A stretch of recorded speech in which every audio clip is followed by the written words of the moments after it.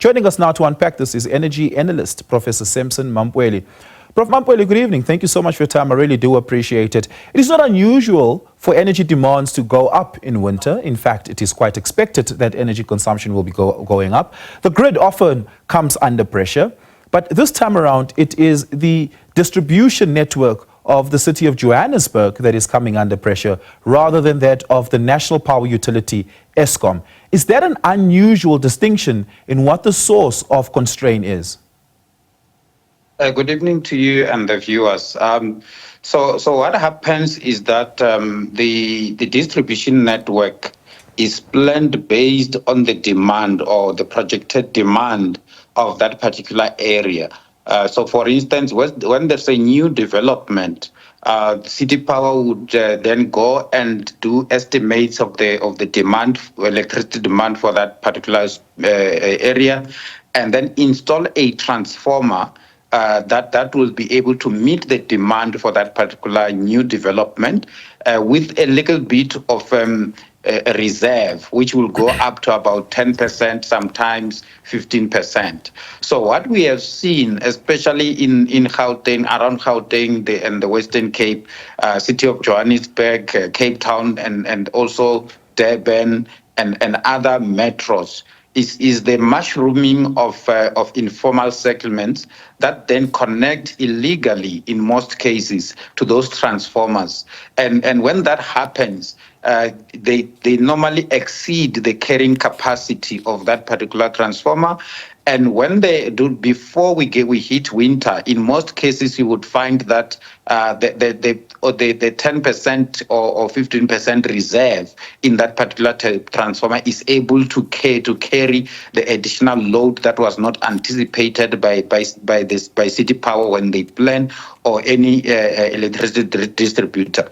So when we hit winter, the carrying capacity gets exceeded, mainly because the people who are connected to these transformers start to pull a lot more power based on the fact that they need to use things such as your heaters.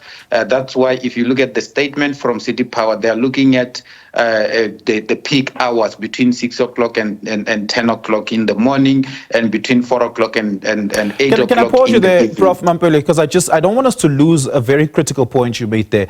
You make the point that illegal connection to transformers bring those transformers under much strain because of its limited load capacity, and that's where we see those transformers beginning to give in. Now, it's quite simple. The city of Johannesburg should be able to see if a transformer has exceeded its load capacity, or if the load on a particular transformer is above what is expected to be the case, given that they know the density of the neighborhood that that particular transformer would be servicing. Additionally, at any point in time, they've got complete access to the distribution network statistics and analytics as they come in. Why are they not using that sufficiently to disconnect illegally connected connections to the transformer? So there are two issues. The one and most important one is the political consideration. So when it's difficult, and the second one is security of the people who go to do these disconnections of illegal connections. In most cases, City Power sends people to go and disconnect people. They remove those cables today. As they are leaving, the people are going back and reconnecting. So it becomes a very difficult kind of an exercise. The second one is security of those people who are going there to disconnect these people who are connecting illegal, because in most cases the people who are in charge of these illegal connections are people who are dangerous, armed, and all that, and they provide power to these communities that also protect these people. And on the political side, it's very difficult for government to say we are not going to be able to provide electricity to you, and when you connect illegally, we will come and remove your illegal connection. However, I must indicate that given all those factors, Illegal connections are illegal and they need to be dealt with. They are also a danger to society because we have seen, you will see that there will be a spike in fires, especially in informal settlements during winter.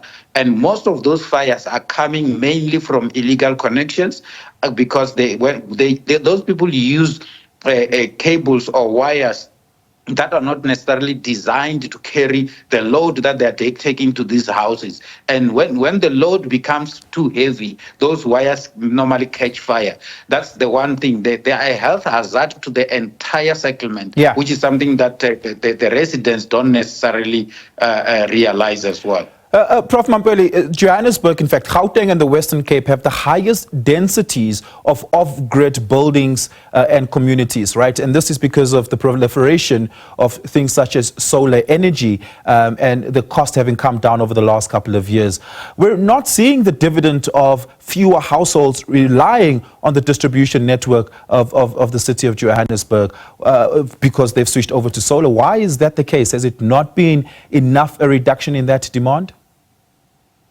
There is a lot of reduction countrywide because of many people switching to solar, households and businesses. They are doing both rooftop solar PV and ground-based solar PV systems, and that is one of the reasons that why we haven't seen load shedding in so many days. That coupled with the fact that the energy availability factor of the coal fleet at Eskom has increased to about 64%. So we are seeing the benefits of people bringing in rooftop solar PV. What we are seeing now, which is what City of the City Power is seeing, is the fact that as more of that comes online, we have more and more informal settlements mushrooming and then connecting to those transformers and then putting severe loads on those particular transformers, going beyond the carrying capacity of these transformers. That is the problem that we're facing in the city of Johannesburg. Yep, that was Professor Sampson Mamphweli, an energy analyst. Thank you so much for that. Really do appreciate it.